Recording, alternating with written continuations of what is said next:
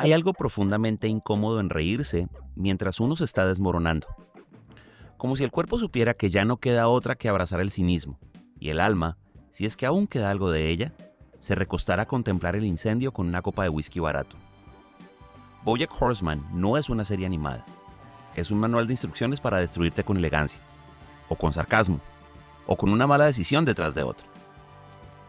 En un mundo donde los caballos hablan, los perros hacen yoga y los gatos dirigen agencias de talento, uno podría esperar una comedia ligera, algo para despejarse. Pero BoJack nunca tuvo intención de ser cómoda. Desde el primer episodio nos lanza a una piscina vacía y nos pregunta si estamos prestando atención al letrero de "sin agua". Esta serie no vino a entretenernos, vino a sacarnos el aire. Porque todos en algún momento hemos sido BoJack. No por haber sido famosos en los 90 o por haber tenido una sitcom mediocre, sino por esas veces en que sabíamos que estábamos actuando mal, y aún así, lo hacíamos. Por las excusas que nos contamos hasta que se convirtieron en mitología personal. Por ese deseo desesperado de ser amados, mientras saboteamos a cualquiera que se atreva a querernos. Y no hay moraleja. No hay redención con música emotiva de fondo. No hay arco narrativo que cierre perfectamente el círculo. Hay recaídas, hay intentos fallidos, hay disculpas que no alcanzan. Porque BoJack Horseman entendió que, antes que muchos, que el dolor no desaparece, solo se transforma en otros dolores nuevos. Y a veces se disfraza de chiste ingenioso o de gag absurdo con un personaje llamado Vincent Adelman. Pero entre las bromas con animales antropomorfos y los chistes meta sobre Hollywood, la serie escarba en lo más profundo de la condición humana, lo más crudo: la culpa, la ansiedad, el fracaso, el deseo de cambiar y la aterradora posibilidad de que tal vez ya sea tarde. Y sin embargo seguimos viendo, no porque nos guste el sufrimiento, sino porque BoJack Horseman nos ofrece una verdad difícil de encontrar en la televisión. Que estamos rotos, sí, pero rotos juntos. Antes de ser un icono trágico del streaming, BoJack fue una estrella de televisión. Un caballo con suéter de rombos que criaba a 3 niños en una sitcom familiar de los 90 llamada Horsing Around. Una parodia evidente de Full House y sus clones, con risas enlatadas, problemas resueltos en 20 minutos y frases hechas para acariciar la alma americana de sobremesa. Pero incluso en este mundo ficticio, dentro del mundo ficticio, ya se respiraba una mentira porque BoJack nunca fue feliz. Ni cuando el público lo amaba, ni cuando la televisión le daba fama, ni cuando su mansión en las colinas tenía vista al sinsentido. El éxito fue una distracción, una tapadera para la podredumbre emocional que había echado raíces mucho antes del primer acción. Y eso es lo que hace tan poderoso a BoJack Horseman, su voluntad de desenterrar el pasado, incluso si debajo solo hay cenizas, botellas vacías y un padre que nunca quiso ser padre. La infancia de BoJack fue una fábrica de traumas en serie. Una madre emocionalmente ausente, un padre que proyectaba sus propias frustraciones y un caballo niño que creció creyendo que el amor era una moneda que se ganaba, no algo que simplemente se daba. Horsing Around fue su venganza disfrazada de cuento feliz. Una manera de decirle al mundo: mírenme, soy adorable, soy funcional, soy valioso, cuando por dentro se estaba cayendo a pedazos. Y claro, el público compró la mentira, Hollywood la amplificó, le dio premios, le dio contratos, le dio portadas, lo convirtió en una celebridad, pero nunca en una persona. Porque cuando el set se apagaba y la casa quedaba en silencio, BoJack se enfrentaba a sí mismo, a ese eco de frases de su madre, a ese vacío que ni la cocaína, ni el sexo, ni la validación de millones podía llenar. La serie lo deja claro: el origen de BoJack no está en Horsing Around. Está en cada silencio incómodo de su infancia, en cada promesa rota, en cada intento desesperado de sentirse querido. Horsing Around solo fue el escaparate. El verdadero espectáculo era la ruina emocional que se gestaba detrás de cámaras.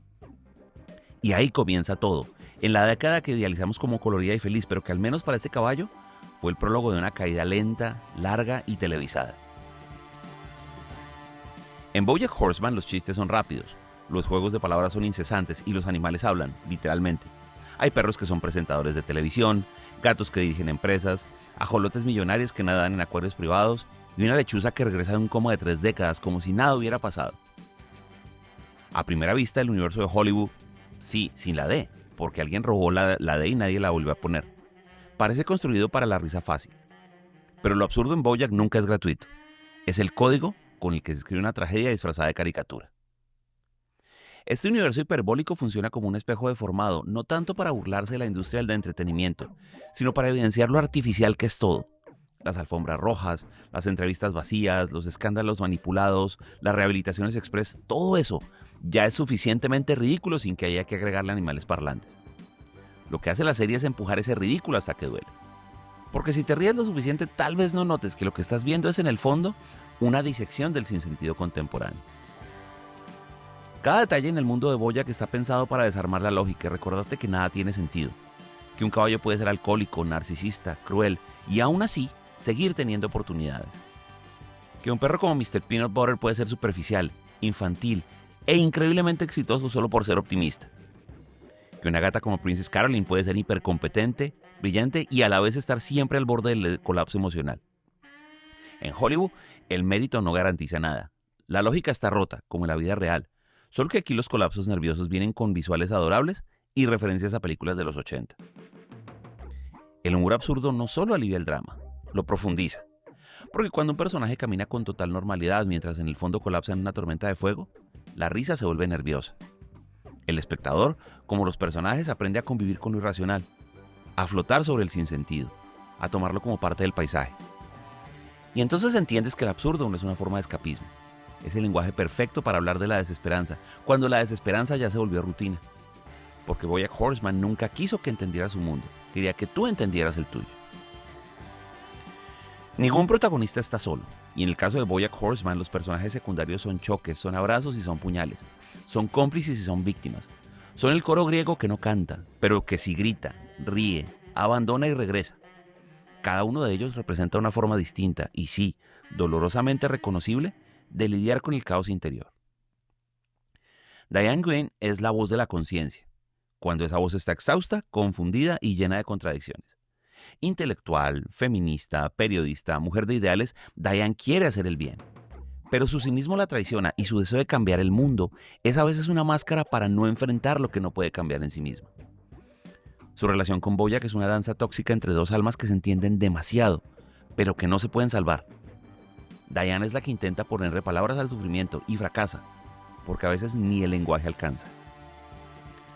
Todd Chávez parece el comic relief, el bufón amable que vive en el sofá de BoJack y se mete en aventuras absurdas con payasos dentistas y robots del amor.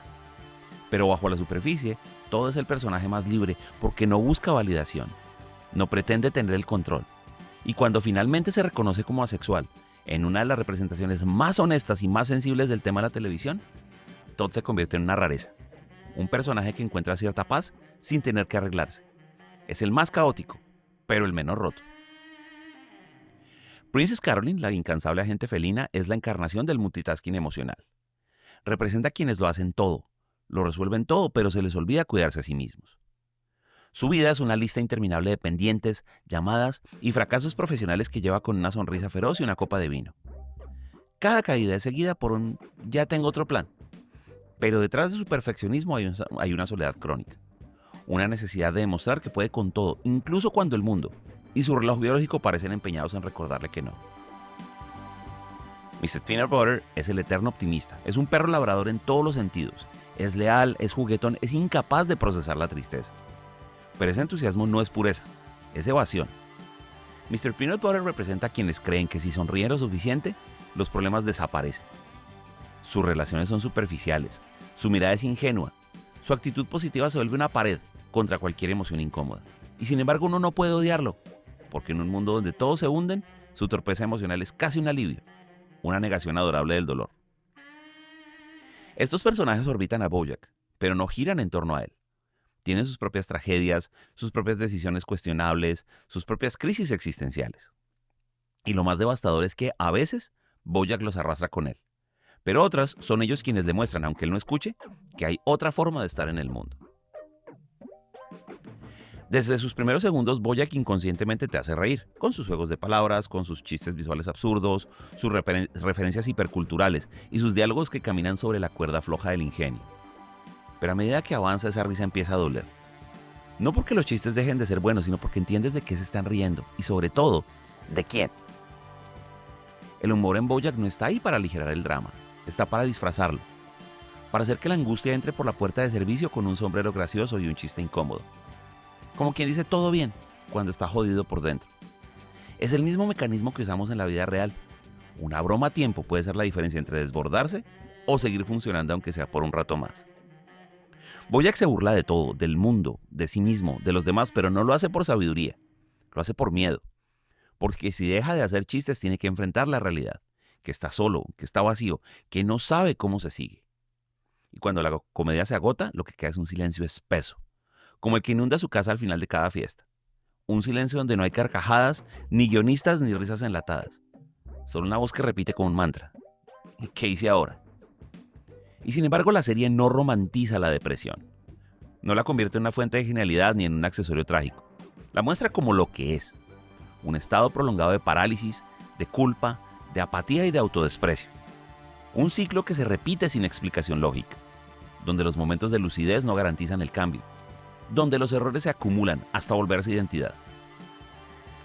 Uno de los grandes logros de BoJack Horseman es que nunca nos dice que está bien estar mal.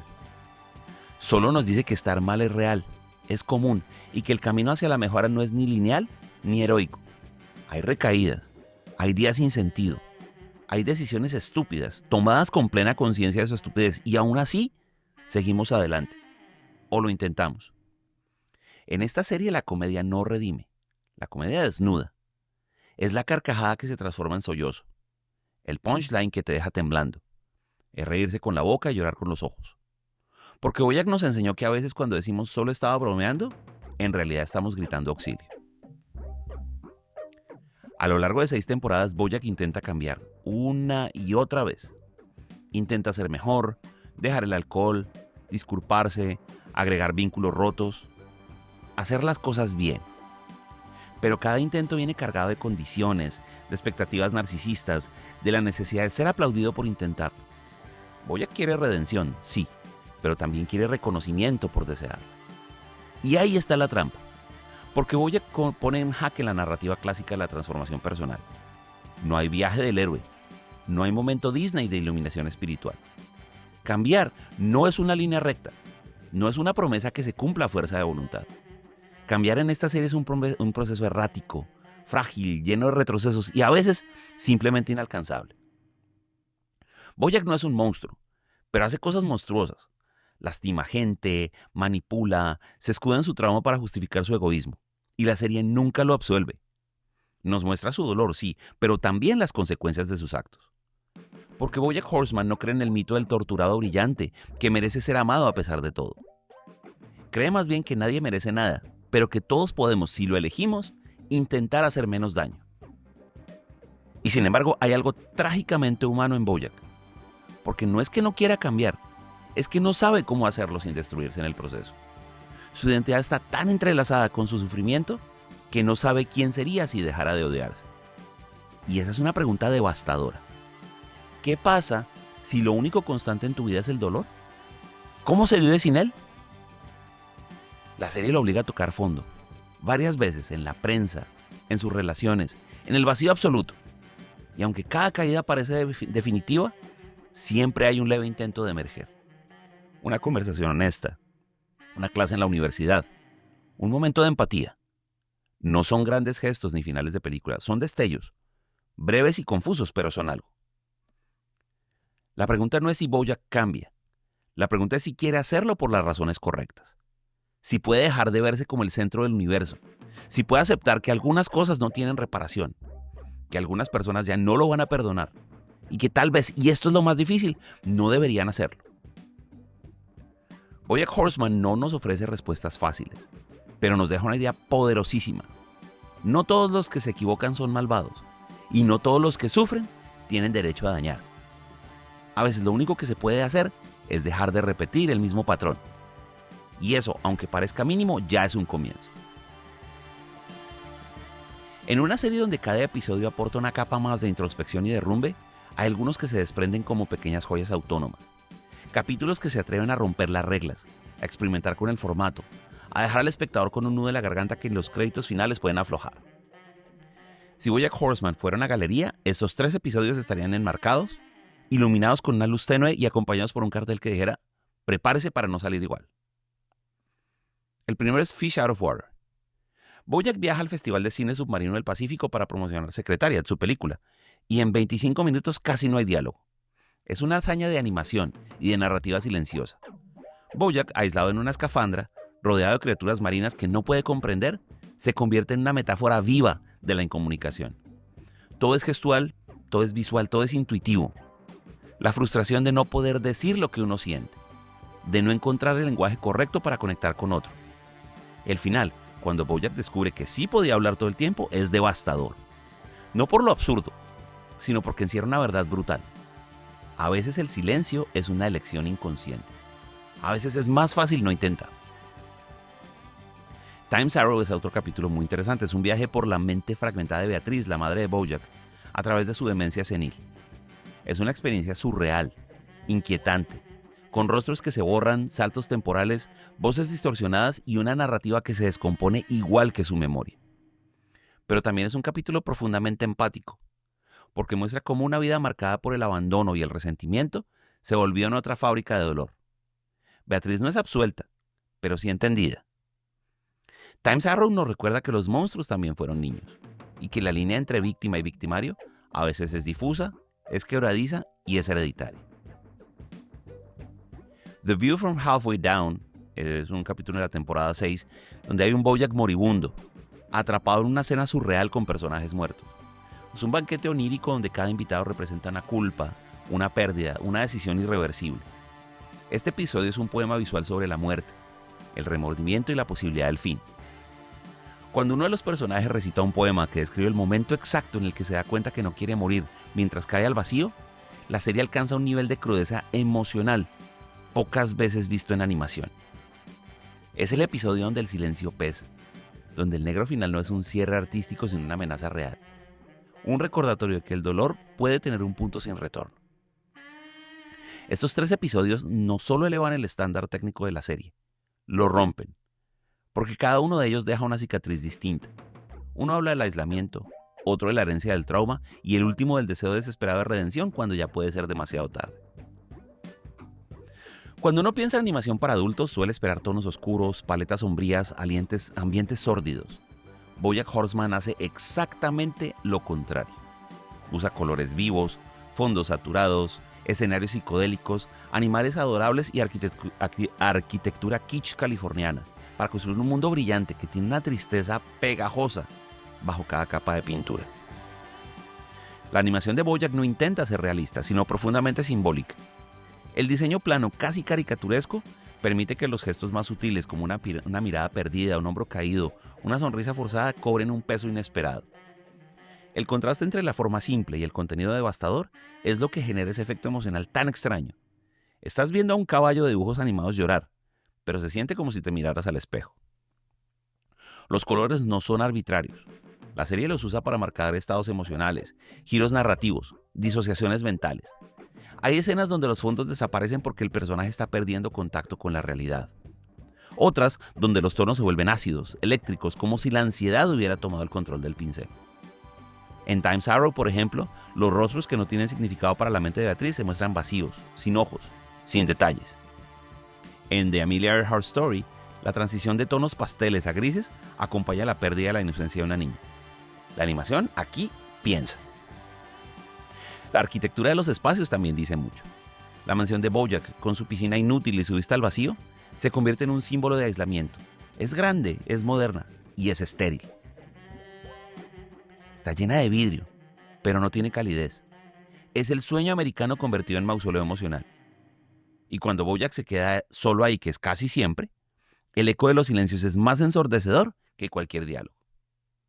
Incluso, la lógica visual de la serie puede romperse cuando el estado interno de personaje lo requiera. Hay escenas enteras donde los personajes se deforman, se funden, flotan, desaparecen, porque a veces no hay otra forma de mostrar una emoción más, sino quebrando el marco que la contiene. BoJack Horseman entendió algo que muchos otros productos audiovisuales no han entendido. La estética no está al servicio del estilo, sino del sentido. Que la animación no es un género, sino una herramienta narrativa completamente capaz de mostrar lo que la actuación real no puede. Y que a veces para contar una historia humana hace falta un caballo de dibujos animados que se rompa en colores brillantes. La música de BoJack Horseman es otra de sus armas de destrucción emocional masiva. Desde los primeros acordes del intro, compuesto por Patrick Carney de The Black Keys, uno sabe que está entrando en un lugar extraño. Es una melodía disonante, electrónica, hipnótica. La cámara flota por encima de Bojack, lo acompaña mientras se desploma, se desconecta, se pierde. Todo mientras el mundo sigue girando a su alrededor como si nada. La rutina del vacío, musicalizada con un ritmo que nunca termina de resolverse. Pero es el outro el que termina por anclarse en la memoria como un cuchillo suave. Back in the 90s, I was a very famous TV show, canta Group Love, como si fuera un lamento con beat pegadizo. Al principio, parece una broma autorreferencial, una burla a la nostalgia noventera. Pero episodio tras episodio, esas letras se transforman en un epitafio emocional. Una declaración de alguien que no ha sabido soltar el pasado, que vive atrapado en su propia caricatura, que repite su gloria antigua como si eso lo justificara todo. BoJack Horseman no fue una serie masiva en su lanzamiento. No tuvo explosiones de rating ni premios inmediatos. Fue creciendo como crecen las cosas que duelen, despacito, en silencio, boca a boca. Para muchos fue una serie difícil de recomendar porque ¿cómo le explicas a alguien que va a ver dibujos animados sobre un caballo deprimido y va a terminar cuestionando el sentido de su propia existencia? Pero con el tiempo, la crítica se rindió ante su honestidad brutal. La consideraron una obra maestra de la televisión moderna. Universidades la estudian, psicólogos la recomiendan, personas la agradecen porque logró ponerle palabras e imágenes a cosas que muchos sienten y pocos saben expresar. El miedo a no ser suficiente, la sensación de estar arruinándolo todo, la impotencia de querer cambiar y no poder. Culturalmente, BoJack marcó un punto de inflexión en la animación para adultos. Abrió la puerta para narrativas más crudas, más introspectivas, más arriesgadas. No necesitó golpes bajos, ni violencia gráfica, ni cinismo barato. Su crudeza era emocional. Y paradójicamente eso fue lo más radical de todo. El último outro de la serie en su capítulo final suena diferente. Más lento. Más íntimo, como si la serie ya supiera que no hace falta gritar. Que el eco se queda. Que el agua, aunque calma, guarda memoria. Y entonces, la pregunta final repetida en la última escena cobra todo su peso. Do you think people can change? I don't know. I think it's hard. Tal vez BoJack Horseman no era una serie sobre un caballo. Tal vez era sobre nosotros. Sobre lo que arrastramos sin decir. Sobre lo que intentamos tapar con trabajo, con fiestas, con sarcasmo, con likes, con ironía. Sobre ese miedo sordo y constante de no ser amados si nos mostráramos tal cual somos. Sin filtro y sin remate. BoJack nos hizo mirar hacia adentro. Nos obligó a preguntarnos cuántas veces hemos dañado a otros mientras nos sentíamos víctimas. Cuántas veces hemos dicho yo soy así, como excusa, no como aceptación. Nos mostró que el sufrimiento no es noble, que el pasado no es justificación eterna, que pedir perdón no borra lo hecho. Pero también nos recordó algo esencial, que a pesar de todo aquí seguimos, respirando, intentándolo. Porque eso es lo que queda cuando se acaban los aplausos, las luces, las excusas. La elección de levantarse un poco mejor que ayer, de no repetir el daño, de dejar de nadar en círculos en una piscina vacía. Y sí, tal vez nunca sabremos si las personas pueden cambiar de verdad. Tal vez el cambio no sea un salto, sino una acumulación de pequeñas decisiones, de silencios contenidos, de disculpas sin promesa. Pero lo cierto es que hay belleza en el intento. Hay dignidad en el esfuerzo de romper el patrón. Y si un caballo triste, con una copa en la mano, pudo mostrarnos eso, quizás no estemos tan perdidos. Gracias.